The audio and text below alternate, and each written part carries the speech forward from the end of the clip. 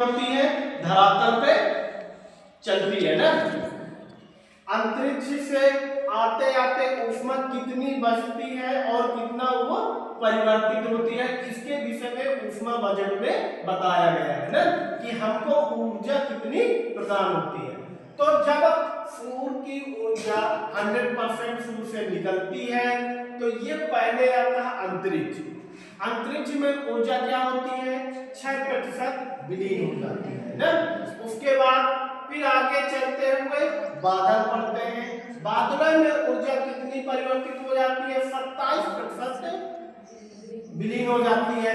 फिर उसके बाद आते आते सीधा आते पर्वतीय क्षेत्रों में, और पर्वतीय क्षेत्रों में हिम क्षेत्र है, हिम क्षेत्र में क्या होती है, अधिक चिकना होने की वजह से वो भी क्या होती है, परिवर्तित हो जाती है।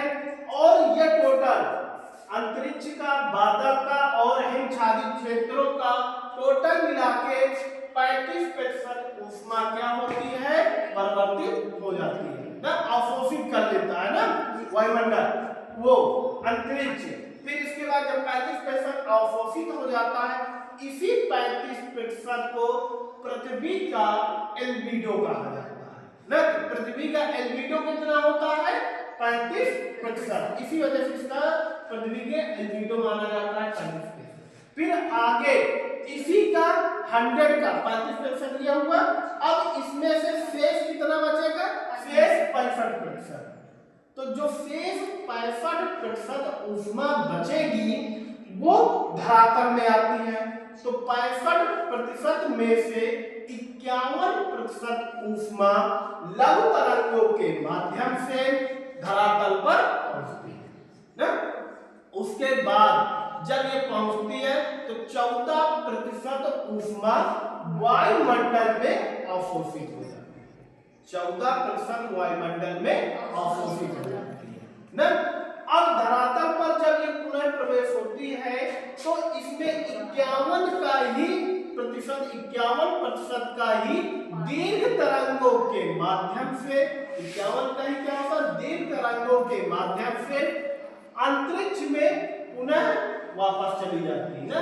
17% ये क्या होती है, 51 का ही 17% दीर्घ तरंगों के माध्यम से पुनः परिवर्तित हो जाती है। अब इसी का वायुमंडल में 34% अवशोषित होता है। 34% क्या होता है, वायुमंडल का अवशोषित होता है, परावर्तित होता है। तो वायुमंडल में कुल ऊष्मा कितनी अवशोषित हो जाती है, 34 ये और 14 ये। तो वायुमंडल में 48% ऊष्मा परिवर्तित या अवशोषित होती है। ठीक, तो टोटल जो ऊष्मा बजट में सूर्य से प्रदान की गई जो ऊष्मा है उसमें 100% ऊष्मा निकलती है, जो इस माध्यम से सूर्य धरातल पर पहुंचते हुए अंतरिक्ष में अवशोषित होते हुए इसी को ऊष्मा बजट कहा जाता है।